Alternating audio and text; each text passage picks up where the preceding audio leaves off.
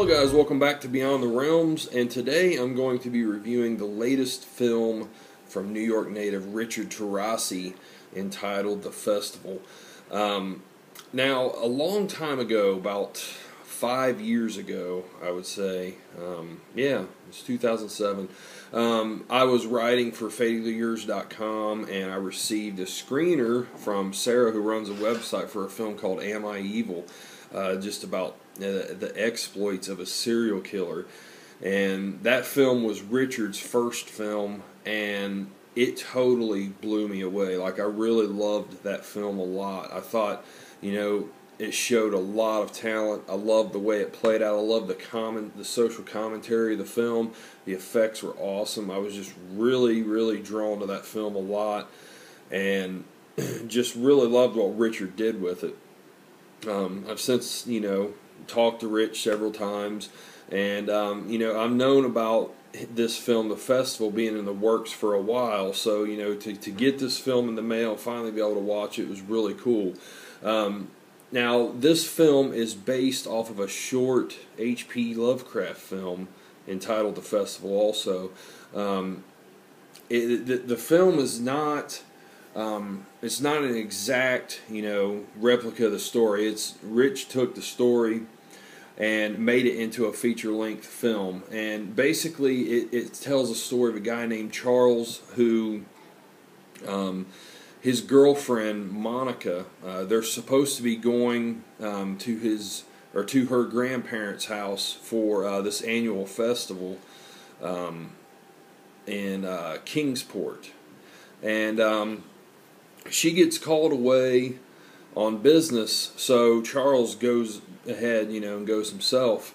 And all this time, he's being plagued by these dreams. He keeps having this vision of being on a beach and seeing like this book stuck in the beach, and he can't quite reach it. And then there's some other just morbid things that's happened to him. He sees his hand get lopped off and stuff, and so he's battling these visions as he goes to Kingsport. He gets there, and her grandparents are very strange. I mean, right away, the grandfather answers his door, and he does not talk at all. He writes on a pad to communicate with Charles. You later see that the grandmother also does not communicate at all. And Charles just begins to notice all sorts of odd things with this place. First off with the grandparents, then how the town is just, there's nobody there whatsoever. It's just like a desolate town. It looks like a normal town, but nobody's there. And, his visions increase. He starts seeing things more and more. And, quickly Charles realizes he's in a situation that he wishes he never would have put himself in. But guys, this film, I really liked how it's an isolated film. You really feel the isolation of the character in this. The guy that played Charles did really, really good. Because of there not being, more than just a handful of cast members, and because of it being an isolated film, if your lead character doesn't work, your entire film doesn't work. So Rich had a lot banking on this lead guy, and thankfully it worked out. I thought the guy did excellent. All the way through. I really, just watching it one time through, I really didn't notice any weak scenes from him, like even a weak scene. I thought that the guy did exceptionally well. And you really feel that isolation that he's going through in the film. You feel the dread, and you feel, the uneasiness to him that as he's figuring out stuff with this town and how things are. You can feel it in the character, and some of the odd situations he goes through. I like how, there's a lot of quiet scenes in this with no dialogue, and it's him figuring things out. I really like that about this. I've come to really enjoy and appreciate films like that over time. I think some people may watch this and they may get bored with it. I can see people watching this and saying nothing's going on, nothing's happened. But to me, it was not like that whatsoever. I really enjoyed that. You know, I don't mind the slow burn films. This is a slow burn film, but I didn't mind it because, you know, any time where I thought there might be an issue, you know, with like the pacing or the direction it was going, there was always something that came up that carried the story over. You know, like there was always a situation where Charles would find himself in that kept my interest and kept me going throughout the film. And I like how the Necronomicon plays into this. I mean, you'll see stuff like that. And you know, the score was really great too. I mean, it just, the score really fits. It's a haunting score. There's a lot of drones and you know, just like notes that carry on, and you know, just a lot of droning sounds, and it really fit the mood to the film without a doubt. But yeah, I enjoyed this thoroughly. I thought Rich did a great job.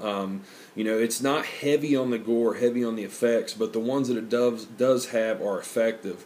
And you know, there are a few pretty graphic, you know, gory scenes, which I was glad to see, you know, Rich carry over from Am I Evil, because that was one aspect of that film that I really liked. You can certainly see the Fulci influence in this, which, you know, you know, of course, I love the Fulci. You can see some of that in the gore. It definitely has like a dark, surreal feeling to it, you know, and I think people that like the slow burn films and just kind of films that are just, you know, it's a more laid back film. You know, I think you're going to enjoy this film, and he's looking to do a release of it next year, sometime around the spring. You know, the film, it was only shot with a $12,000 budget, and you know, I think Rich really put all of that money on the screen. I mean, man, I love the way it was shot. Some of these shots he did in this are just really awesome, very professional. All the editing was very great.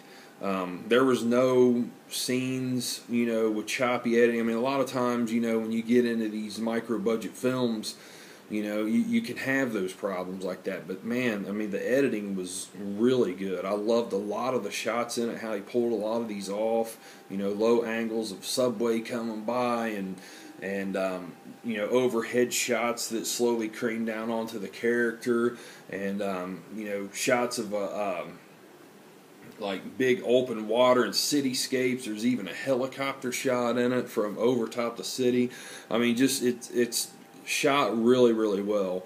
So yeah, like I was saying, you know, there's a $12,000 budget on this film. Rich really put all of it there, and I just thought that was great. You know, that he was able to make it look like it was shot for more than what it actually was. You know, and another cool aspect of this is it's not shot in digital. You know, I mean, I don't have a problem with that. You know, I realize, you know, it's the day and age, but this was shot in 16 millimeter, which I thought was very cool.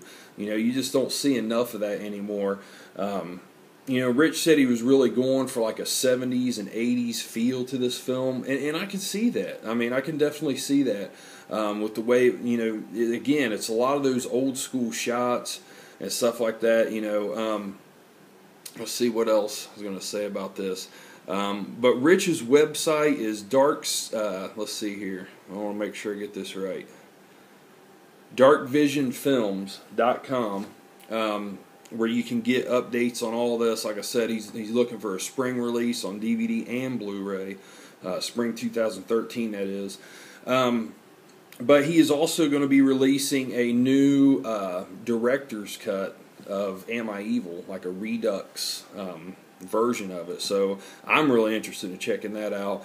And Rich also has a website, monsterplanettoys.com. It's pretty much self-explanatory. A lot of monster toys. There's a lot of Godzilla toys on there. There's Jason figures. Very cool website. So yeah, check that out. Check out darkvisionfilms.com and monsterplanettoys.com. I'll put the link below. But yeah, guys, I really can't wait for this film to get out there. You know, and check it out. You know, for everybody to be able to check it out. Plus, you know, he's going to have, you know, all the extras, you know, with behind the scenes and stuff like that and outtakes. So I'm interested in seeing that because I love a lot of behind the scenes shots. On the screener here that he sent me, there was little behind the scenes stuff at the very beginning, and I was like, oh yeah, you know. But it's just a little shot, so I'm really interested in seeing all that stuff. But yeah, I mean, if you're into Lovecraft type films, surreal, dark, you know, slow burn films, but very effective, dreadful. Excuse me there. The festival is definitely for you. Guys, I'm going to give this film an 8 out of 10. Highly enjoyed it. Did I like it more than Am I Evil? It's probably a little too early to say on that because, you know, I've seen Am I Evil several times and it's really grown on me over the years. But this is certainly a film that I'm going to see again and again, and once the official release comes out, I'm going to pick up a copy of it. I'll be glad to have that in my collection for sure. So yeah, guys, for now, you know, check out Am I Evil. It's on Amazon. I know it's on there. You can get it on Dark Vision Films. Check that out. And in the meantime, and then when the festival comes out, I will let you know right here on Beyond the Realms, and hopefully you guys will seek it out and you know, let me know what you think. So I guess that's it, guys. Thanks for watching. I appreciate it. Have a good one.